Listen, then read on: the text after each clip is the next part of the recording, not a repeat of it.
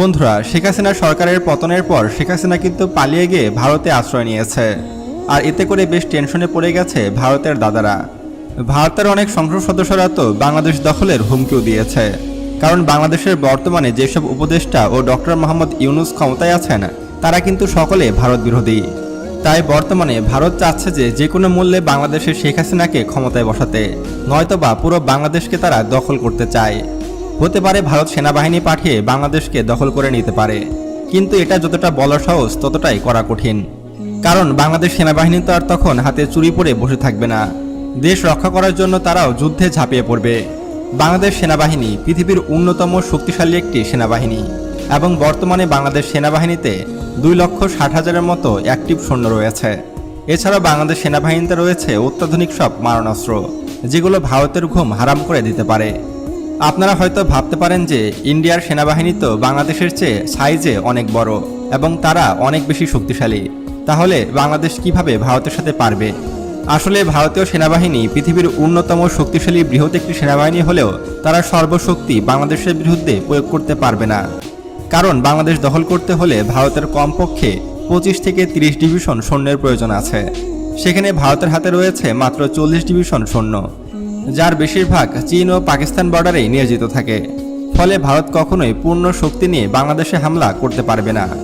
ফলে বাংলাদেশে হামলা করা মানে ভারতের নিজের পদে বাস নেওয়ার মতো। এছাড়াও বাংলাদেশ একটি নদীমাতৃক দেশ। বাংলাদেশ জুড়ে ছড়িয়ে ছিটিয়ে রয়েছে শত শত নদী, যেখানে ভারী কোনো অস্ত্র চলবে না, অর্থাৎ ভারী যুদ্ধ ট্যাঙ্ক, ভারী আর্টিলারি এগুলো কিন্তু বহন করা যাবে না বাংলাদেশের মাটি দিয়ে। ফলে বাংলাদেশ যদি সব রোড ব্লক করে দেয়, তাহলে ভারত কখনোই বাংলাদেশ সেনাবাহিনীর সাথে পূর্ণ শক্তি নিয়ে যুদ্ধ করতে পারবে না। এইসব দিক বিবেচনা করলে ভারত কখনোই আমাদের প্রতিপক্ষ নয়। ভারত আমাদের সাথে যুদ্ধে টিকতে পারবে না। এছাড়াও বাংলাদেশের আরেকটি বড় শক্তি হলো বাংলাদেশের আধা সামরিক বাহিনী বা প্যারামিলিটারি বাহিনী। বাংলাদেশের প্যারামিলিটারি বাহিনী পৃথিবীর সবচেয়ে বৃহত্তম বাহিনী। প্রায় 68 লক্ষ প্যারামিলিটারি বাহিনী রয়েছে বাংলাদেশ সেনাবাহিনীতে, যারা সকলেই অস্ত্র চালাতে জানে। ফলে এত বড় বাহিনীর সামনে ভারত কখনোই দাঁড়াতে পারবে না। প্যারামিলিটারির কথা বাদই দিলাম, শুধুমাত্র বাংলাদেশ সেনাবাহিনীর সামনে দাঁড়ানোর মতো ক্ষমতা ভারত সরকারের নেই। এমনকি আপনি জানলে অবাক হবেন যে বাংলাদেশ সেনাবাহিনীতে খুবই শীঘ্রই আরও ভয়ঙ্কর সব মারণাস্ত্র যুক্ত হচ্ছে। বাংলাদেশ বর্তমানে তুরস্ক, চীন, রাশিয়া এবং আমেরিকার কাছ থেকে ভয়ঙ্কর সব যুদ্ধাস্ত্র ক্রয় করছে, যেগুলো দেখলে তো ভারত প্যান্টে হিসু করে দেবে। বন্ধুরা, এবার আমি আপনাদেরকে বাংলাদেশের আপকামিং বেশ কয়েকটি অস্ত্র দেখাবো, যেগুলো দেখলে মোদী সরকার নড়ে চড়ে বসে এবং ভারতের সকল মানুষ ভয় পায়। বাংলাদেশের এই অস্ত্রগুলোর সামনে মিয়ানমার কেন, ভারতও 10 বার উঠবে বসবে। এবং এই অস্ত্রগুলো যুক্ত হওয়ার পরে বাংলাদেশ হবে দক্ষিণ এশিয়ার অন্যতম শক্তিশালী একটি দেশ। নাম্বার 1, বোরা ব্যালিস্টিক মিসাইল। 2018 সালে বাংলাদেশ সর্বপ্রথম ব্যালিস্টিক মিসাইল ক্রয়ের আলোচনা শুরু করে। তবে যেহেতু এটি ভারী ও ব্যয়বহুল অস্ত্র, তাই এটির ডেলিভারি পেতে একটু বেশি সময় লেগে গেছে। বাংলাদেশ মূলত তুরস্ক থেকে বোরা ব্যালিস্টিক মিসাইল অর্ডার করেছে, যেটা খুব শীঘ্রই বাংলাদেশের বহরে যুক্ত হবে। আপনি জানলে অবাক হবেন, তুরস্কের এই ব্যালিস্টিক মিসাইলটি পৃথিবীর মধ্যে অন্যতম শক্তিশালী একটি ব্যালিস্টিক মিসাইল এবং এর সর্বোচ্চ রেঞ্জ 240 কিলোমিটার এবং এটা নিখুঁতভাবে আঘাত আনতে সক্ষম। অর্থাৎ এটি দিয়ে আমরা মিয়ানমারের রাজধানী নেপিডোতেও আক্রমণ চালাতে সক্ষম হব। এতে করে মিয়ানমার কখনোই আমাদের সামনে দাঁড়াতেও পারবে না। আর সবচেয়ে অবাক করা বিষয় হলো এই ব্যালিস্টিক মিসাইলটির গতি। এটির গতি ম্যাক 5, অর্থাৎ এটি শব্দের গতির চেয়েও 5 গুণ স্পিডে গিয়ে শত্রুর যে কোনো স্থাপনায় আঘাত আনতে সক্ষম। এবং এটি 150 কেজি থেকে 250 কেজি পর্যন্ত ওয়ারহেড বহন করতে পারে। আশা করা যাচ্ছে যে আগামী কয়েক মাসের মধ্যেই হয়তো বাংলাদেশ সেনাবাহিনী এই বোরা ব্যালিস্টিক মিসাইলের ডেলিভারি পাবে। Number 2, attack helicopter. বন্ধুরা, আপনারা হয়তো জানেন যে বাংলাদেশ সেনাবাহিনীর কাছে কোনো রকম অ্যাটাক হেলিকপ্টার নেই, অথচ আমাদের পার্শ্ববর্তী দুই শত্রু দেশ ভারত এবং মিয়ানমারের হাতে কিন্তু বিপুল সংখ্যক অ্যাটাক হেলিকপ্টার রয়েছে। বিশেষ করে মিয়ানমারের হাতেও কিন্তু 9টি অ্যাটাক হেলিকপ্টার রয়েছে। তাই বাংলাদেশের এখন ফরজ হয়ে গেছে অ্যাটাক হেলিকপ্টার ক্রয় করা। বাংলাদেশ মূলত 2018 সালে অ্যাটাক হেলিকপ্টার হয়তো অর্ডার দিয়েছে। বাংলাদেশ প্রথমে চীন এবং রাশিয়ার সাথে আলোচনা করেছিল। তারপরে গুঞ্জন উঠেছিল যে আমেরিকার কাছ থেকে অ্যাপাচি অ্যাটাক হেলিকপ্টার ক্রয় করবে বাংলাদেশ। কিন্তু আমেরিকার অ্যাপাচি অ্যাটাক হেলিকপ্টারগুলো অত্যন্ত ব্যয়বহুল হওয়াতে বাংলাদেশ সে সিদ্ধান্ত থেকে সরে আসে। বর্তমানে গুঞ্জন উঠেছে যে এই বছর বাংলাদেশ তুরস্কের তৈরি টাই T-129 অ্যাটাক হেলিকপ্টারের ডেলিভারি পাবে। আর তুরস্কের এই অ্যাটাক হেলিকপ্টার বাংলাদেশে আসাতে অবাক হওয়ার কোনো কিছু নেই, কারণ এর আগে আমরা দেখেছি যে বাংলাদেশ কিন্তু তুরস্কের বাইরাক্তার TB2 অ্যাটাক ড্রোনের ডেলিভারি পেয়েছে। প্রায় 8টি এই ধরনের অ্যাটাক ড্রোন কিনেছে বাংলাদেশ। তাই বলাই যায় যে হঠাৎ করে হয়তো আপনারাও দেখবেন যে তুরস্কের অ্যাটাক হেলিকপ্টার বাংলাদেশের বহরে যুক্ত হয়ে গেছে। তবে টাই-129-এর দ্বিতীয় সংস্করণ নিয়ে এসেছে তুরস্ক। তবে আমার মতে তুরস্কের এই দ্বিতীয় সংস্করণের অ্যাটাক হেলিকপ্টারটি নিলে হয়তো ভালো হবে, কারণ এই অ্যাটাক 2 হেলিকপ্টারটি কিন্তু অত্যন্ত ক্ষমতাসম্পন্ন এবং তুরস্কের তৈরি এই ভারী অ্যাটাক হেলিকপ্টারটি আমেরিকার তৈরি অ্যাপাচি অ্যাটাক হেলিকপ্টারের সমকক্ষ বলে ধারণা করা হচ্ছে। অনেকের মতে এটি আমেরিকার তৈরি অ্যাপাচি অ্যাটাক হেলিকপ্টারের চেয়েও অধিক ক্ষমতাসম্পন্ন এবং অধিক শক্তিশালী। তাই আমার মতে তুরস্কের অ্যাটাক হেলিকপ্টারের চেয়ে অ্যাটাক 2 অধিক ক্ষমতাসম্পন্ন হওয়ায় আমি মনে করি যে তুরস্কের অ্যাটাক 2 হেলিকপ্টারটি কেনাই বাংলাদেশের জন্য বেশি ভালো হবে। তারপরও অ্যাটাক হেলিকপ্টারটিও কিন্তু খারাপ না। তুরস্কের T-129 অ্যাটাক হেলিকপ্টারও কিন্তু যথেষ্ট ভালো। আর তুরস্কের এই অ্যাটাক 1 হেলিকপ্টারটি হয়তো কিছুদিনের মধ্যেই বাংলাদেশের বহরে যুক্ত হবে। মোট 8টি এই ধরনের অ্যাটাক হেলিকপ্টার অর্ডার দিয়েছে Bangladesh. Number 3, medium range air defence system বা মিডিয়াম রেঞ্জের আকাশ প্রতিরক্ষা ব্যবস্থা। বাংলাদেশ 2019 সাল থেকেই আকাশ প্রতিরক্ষার বিষয়ে গুরুত্ব দিয়ে আসছে এবং 21 শতাব্দীর চ্যালেঞ্জ মোকাবেলায় বাংলাদেশ সিদ্ধান্ত নেয় যে medium range air defence system ক্রয় করবে।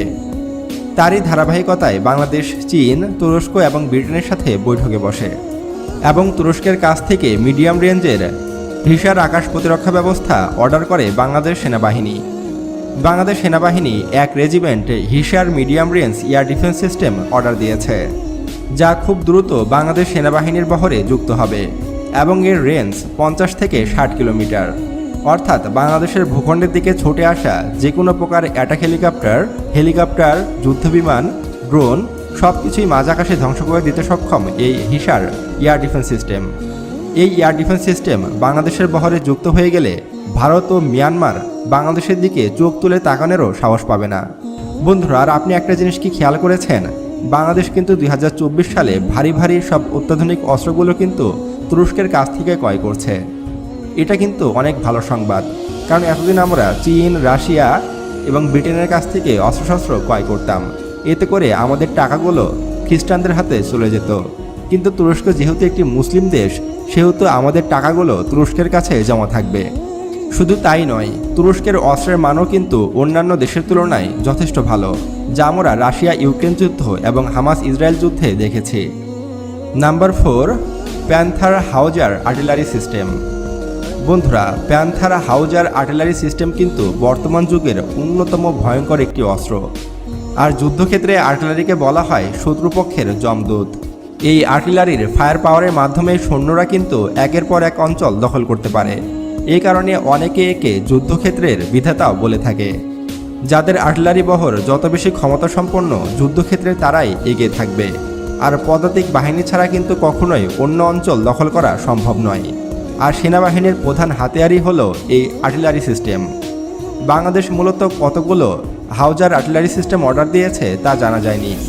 বাংলাদেশ মূলত তুরস্কের প্যান্থার হাউজার আর্টিলারি সিস্টেম অর্ডার দিয়েছে। আর তুরস্কের এই আর্টিলারি সিস্টেমটি কিন্তু যথেষ্ট ব্যয়বহুল এবং যথেষ্ট শক্তিশালী।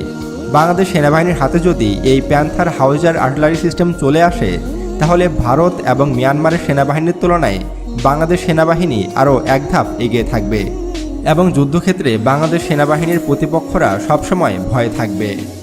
আর প্যান্থার হাউজার আর্টিলারি সিস্টেমে মূলত 155 mm এবং 190 mm এর আর্টিলারি শেল ব্যবহার করা হয়, আর যেগুলো বাংলাদেশেই তৈরি হচ্ছে।